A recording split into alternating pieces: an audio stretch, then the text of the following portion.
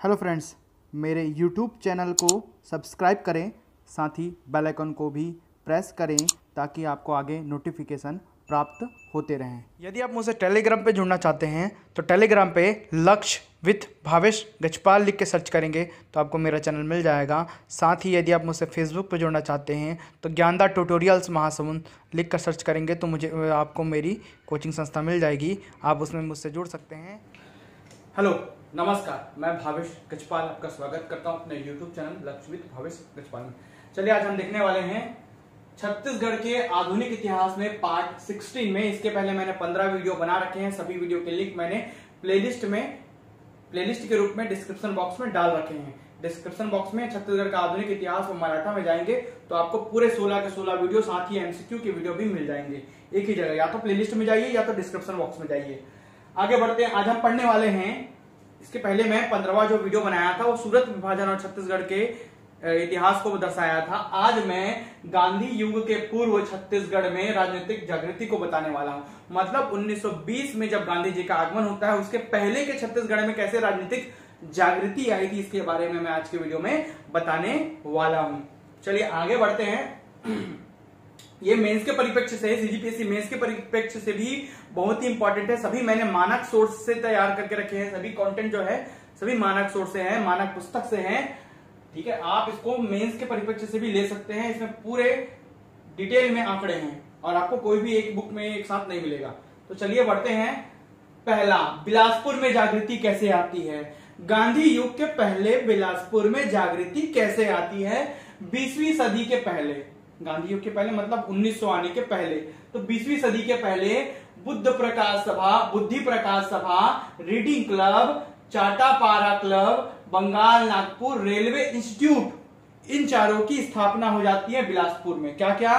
बुद्धि Prakash Sabha, reading club, Chatapara club, Bengal Nagpur railway institute की स्थापना 20वीं सदी के पहले हो जाती है। मतलब सन 1900 आने के पहले ही जागृति आ गई है थोड़ी बहुत। कहां? बिलासपुर में। अब आगे बढ़ते हैं। 20वीं सदी के आरंभ में, मतलब सन 1900 चालू होने के आसपास, 1901, 1902, 1905, 1906 के आसपास, तो 20वीं सदी के आरंभ में जागृति आई। यही मुख्य है बिलासपुर के उद्देश्य से। तो देखते हैं सबसे पहले जो जागृति लाने का जो काम कर रहे हैं ना यहाँ पर, तो मुख्य जो व्यक्ति हुए वो बैरिस्टर ठाकुर छेदीलाल हुए, ई राघवेंद्र राव हुए, कुंज बिहारी अग्निहोत्री हुए। ये प्रमुख व्यक्ति थे। 3 प्रमुख व्यक्ति थे। चौथे व्यक्ति का नाम भी मैं बताऊंगा। इसके लिए कोडिंग है, मैं बताया हूं पिछले वीडियो में कि अब मैं सब चीज कोडिंग के साथ पढ़ाऊंगा, क्योंकि आधुनिक इतिहास छत्तीसगढ़ का इतना विशाल है। तो आप जब तक कोडिंग से याद नहीं रखोगे तो नहीं समझ पाओगे। एक बात और, ये जो छत्तीसगढ़ में गांधी युग के पहले हम लोग अलग अलग जिलों के हिसाब से बिलासपुर वगैरह, राजनांदगांव वगैरह का पढ़ रहे हैं ना, वैसे ही 1920 के बाद भी पढ़ेंगे। तो दोनों को मटिया मेल नहीं करना है भाई, अलग अलग है दोनों। चलिए देखते हैं कोडिंग क्या है। छेरा कुंज यदु बिलासपुर वाले। क्या? छेरा कुंज यदु बिलासपुर वाले। ये 4 ही लोगों के नाम पूछ देते हैं ना जोड़ी मिलाप CGPSC में, कि निम्नलिखित ये जैसे पूछ दिया ई राघवेंद्र राव कौन से जगह से संबंधित है, तो आपको लगाना पड़ेगा बिलासपुर। ये लिख दिया हूं मैं, छेरा कुंज यदु बिलासपुर वाले। 6 से छेदीलाल, 6 से बैरिस्टर ठाकुर छेदीलाल, रा से ई राघवेंद्र राव, कुंज से कुंज बिहारी अग्निहोत्री और यदु से यदुनंदन प्रसाद वर्मा। ये 4 लोग, छेदीलाल, ई राघवेंद्र राव, कुंज बिहारी अग्निहोत्री और यदुनंदन प्रसाद वर्मा, ये 4 लोगों का संबंध बिलासपुर से होता है 1920 के पहले, मतलब गांधी युग के पहले। छत्तीसगढ़ में जब गांधी आते हैं उसके पहले। छेरा कुंज यदु बिलासपुर वाले, याद रखिएगा कोडिंग। सब में कोडिंग बताऊंगा, एकदम आसानी के साथ याद कर लेंगे। अब देखते हैं आगे क्या करते हैं। छेदीलाल 1913 में बैरिस्टर की उपाधि लेकर बिलासपुर आए। 1913 में इंग्लैंड से बैरिस्टर की उपाधि लेकर वो बिलासपुर आए। वे अकलतरा के सिसोदिया राजपूत परिवार से थे। बेसिकली इनका घर कहाँ है? अकलतरा। ठीक है, तो अकलतरा के सिसोदिया राजपूत परिवार से वो थे। विदेश जाने वाले प्रथम व्यक्ति थे। कौन? बैरिस्टर ठाकुर छेदीलाल। रामलीला के माध्यम से जागृति लाने का प्रयास किया इन्होंने। रामलीला को अपना माध्यम बनाया, रामलीला के माध्यम से जागृति लाने का प्रयास किए। ये बाद में कांग्रेस से जुड़ गए और कांग्रेस के माध्यम से यहाँ अंचल में जागृति लाने का प्रयास किए। ये दूसरे व्यक्ति जो है ई राघवेंद्र राव हैं।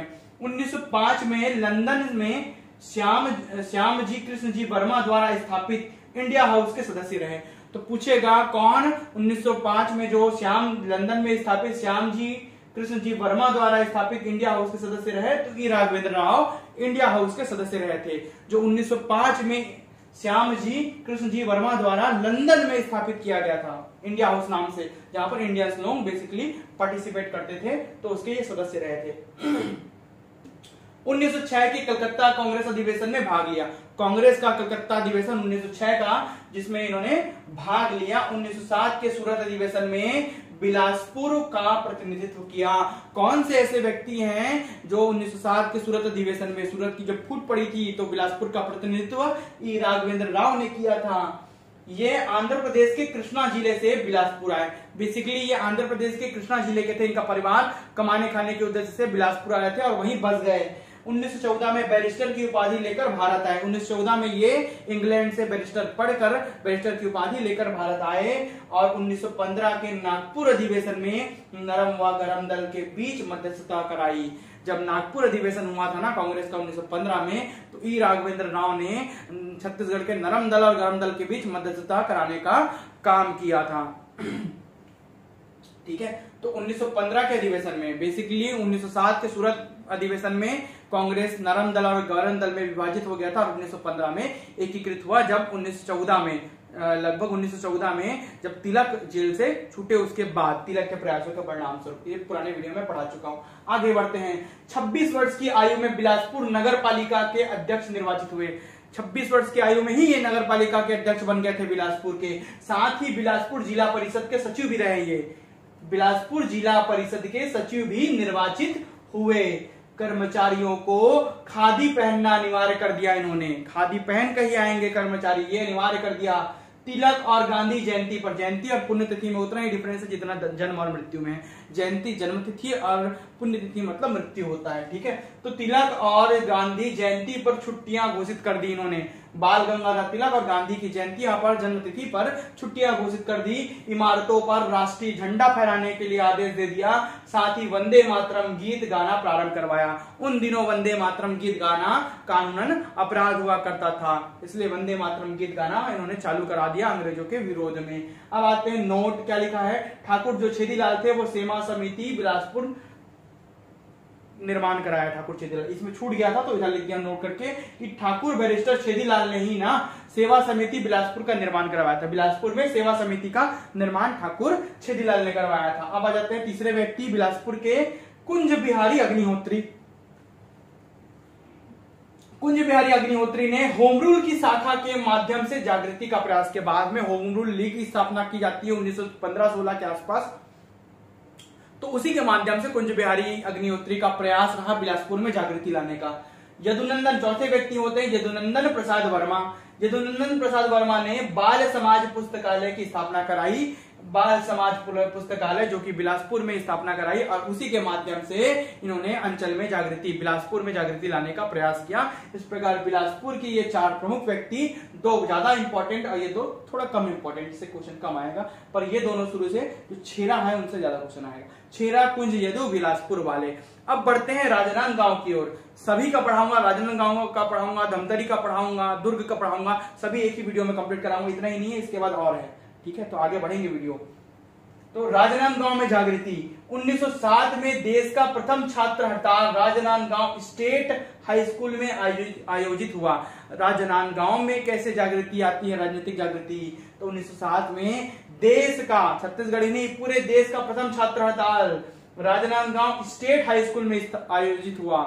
साथ ही राजनीतिक जागृति के अग्रदूत कहे जाते हैं कौन? ठाकुर प्यारेलाल सिंह। कहां के राजनीतिक जागृति के? राजनांदगांव के। पूछेगा क्वेश्चन कि राजनांदगांव के राजनीतिक जागृति के अग्रदूत कौन हैं? तो ठाकुर प्यारेलाल सिंह हैं। कौन है? ठाकुर। राजनांदगांव से संबंधित कौन है? ठाकुर प्यारेलाल सिंह। 2 और व्यक्ति आगे कोडिंग में बताऊंगा। 1909 में सरस्वती पुस्तकालय की स्थापना कराई इन्होंने। 1909 में सरस्वती पुस्तकालय की स्थापना राजनांदगांव में करवाते हैं। ये क्वेश्चन बहुत बार आया हुआ है और उसी के माध्यम से राजनांदगांव में जागृति लाने का प्रयास करते हैं। छात्रों का जुलूस निकलवाया, वंदे मातरम आरंभ कराया।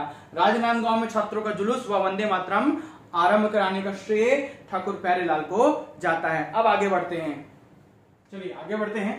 तो छत्तीसगढ़ में मैं राजनांदगांव में जागृति को पढ़ा रहा हूं। तो छत्तीसगढ़ में सहकारिता आंदोलन का सूत्रपात ठाकुर प्यारेलाल सिंह द्वारा हुआ। किसके द्वारा?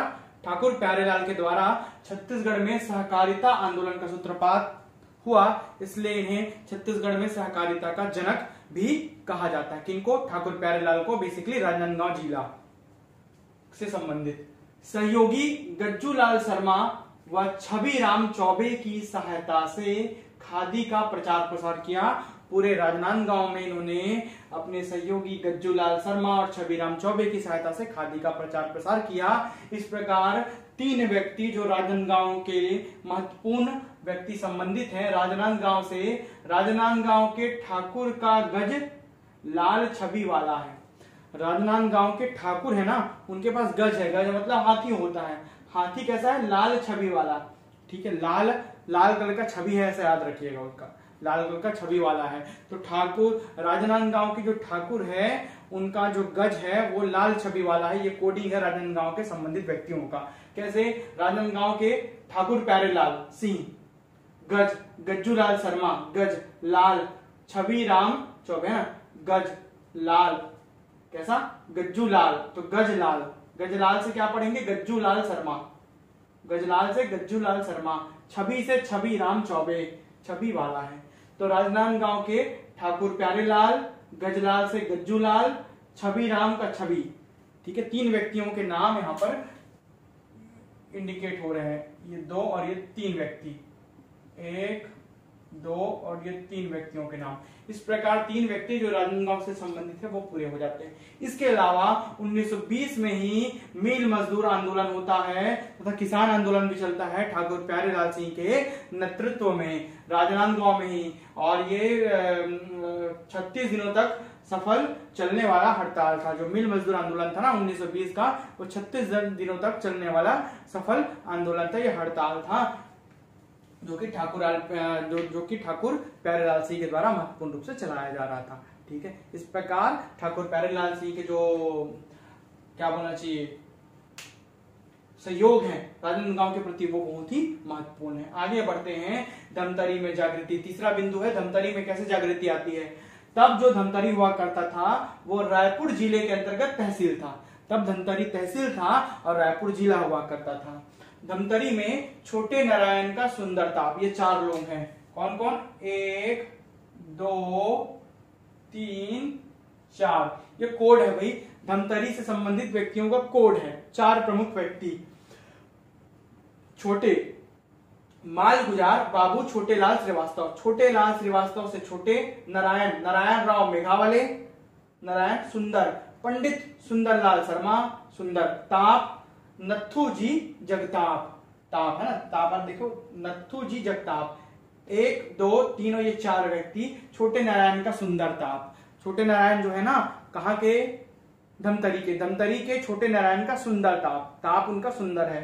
तो छोटे नारायण का सुंदर ताप, धमतरी के छोटे नारायण का सुंदर ताप, ऐसा करके 4 प्रमुख व्यक्ति को धमतरी के याद रखना है आपको। धमतरी में कंडेल ग्राम से ही महत्वपूर्ण रूप से धमतरी जो है वो तहसील वो अस्तित्व में या प्रभाव में आया था। कंडेल ग्राम, सिहावा नगरी सत्याग्रह जो हुआ था, माडम सिल्ली में जो हुआ था, रुद्री नवागा जो जंगल सत्याग्रह हुआ था, ये सभी जागृति लाने का प्रयास किया गया था इनके सभी के द्वारा। कहा? धमतरी में। बेसिकली कंडेल सबसे महत्वपूर्ण था क्योंकि गांधी जी का प्रथम बार आगमन यही होता है। पंडित सुंदरलाल शर्मा के प्रयास भी महत्वपूर्ण है। पंडित सुंदरलाल शर्मा के प्रयास के लिए वीडियो नंबर आप 14 देखें। वीडियो नंबर पार्ट 14 छत्तीसगढ़ के आधुनिक इतिहास का पार्ट 14 देखें। केवल पंडित सुंदरलाल शर्मा के बारे में बताया हूं तो ये उसी में इंक्लूड होगा, है ना, इसलिए इसमें इस वीडियो में उसको नहीं बता रहा हूं। पार्ट 14 जरूर देखें, केवल पंडित सुंदरलाल शर्मा के बारे में। गांधी जी का आगमन, धमतरी आगमन कब होता है? 21 दिसंबर सन 1920 को। कब? 21 दिसंबर सन 1920 को गांधी जी का जो धमतरी आगमन होता है कंडेल नहर सत्याग्रह के उद्देश्य से, तो उसमें इनके प्रयास महत्वपूर्ण है। तब तक की ये घटना, गांधी के पूर्व का युग पढ़ा रहा हूं तो गांधी जी के आगमन तक को तो पढ़ना ही है हमको। तो गांधी जी के आगमन तक ये घटना जो जब तक धमतरी क्या होगा, धमतरी में राजनीतिक जागृति आई, ये महत्वपूर्ण घटना है। इसके बारे में अलग से वीडियो बनाकर मैं पढ़ाऊंगा। आगे बढ़ते हैं। दुर्ग में जागृति लाने का प्रयास किसने किया? तो नर श्याम राम ताम झाम, ये याद रखना, नर श्याम राम का ताम झाम। 2, 3, 4 ये 5 व्यक्ति प्रमुख हैं। दुर्ग से संबंधित 5 व्यक्तियों के नाम।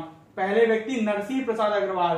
तब बालोद क्या है, दुर्ग के अंतर्गत आता था, तो बाद में डिवाइड हुआ ना, तो बालोद से है बेसिकली नरसिंह प्रसाद अग्रवाल। नर से नरसिंह प्रसाद अग्रवाल बालोद से हैं, लेकिन तब दुर्ग का हिस्सा था, इसलिए दुर्ग में जागृति के अंतर्गत पढ़ते हैं। अलग से बालोद मेंशन कर दिया हूं। अब मुख्य रूप से दुर्ग से कौन थे, श्याम, तो घनश्याम सिंह गुप्त।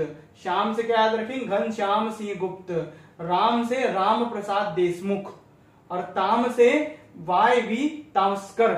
ताम लिखा है इसमें देखो, तामस्कर, तो ताम से क्या पढ़ेंगे, वाई तामस्कर पढ़ेंगे। और झाम से रत्नाकर झा, झाम से झा।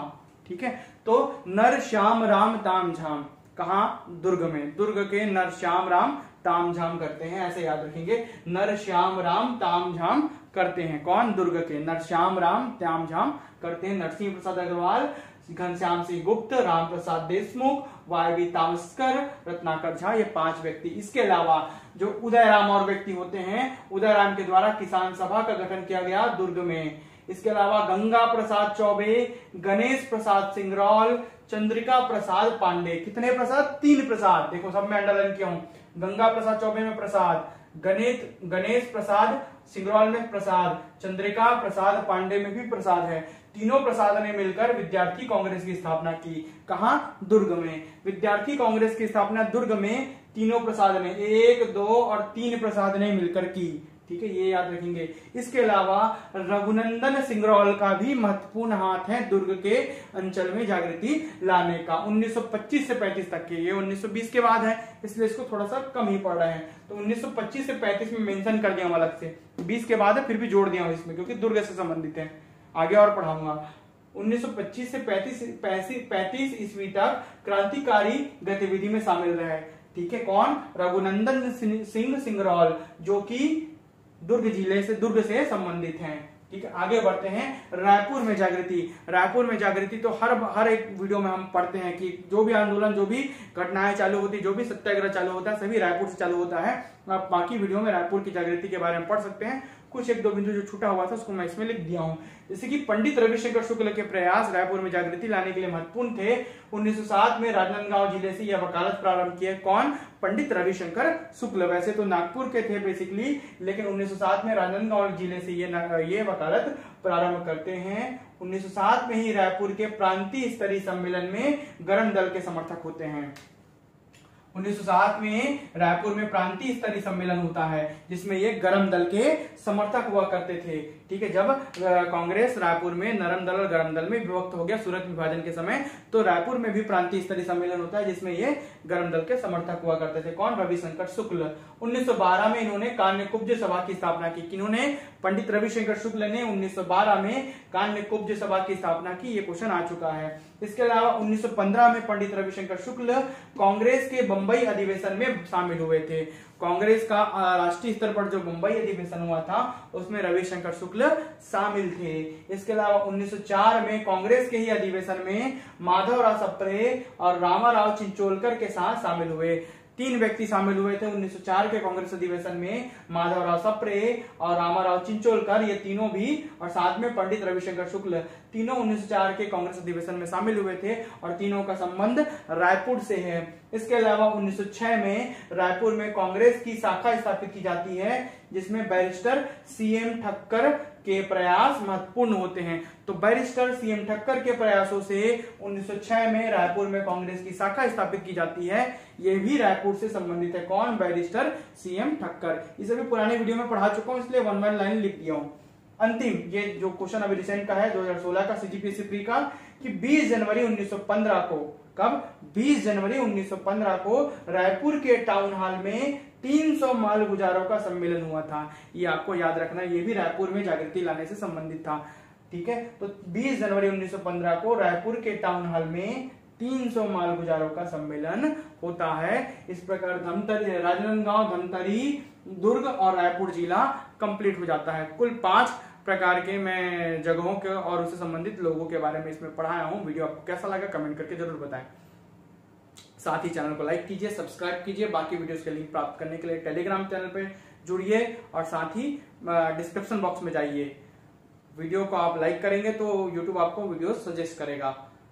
वीडियो में अंत तक बने रहने के लिए धन्यवाद।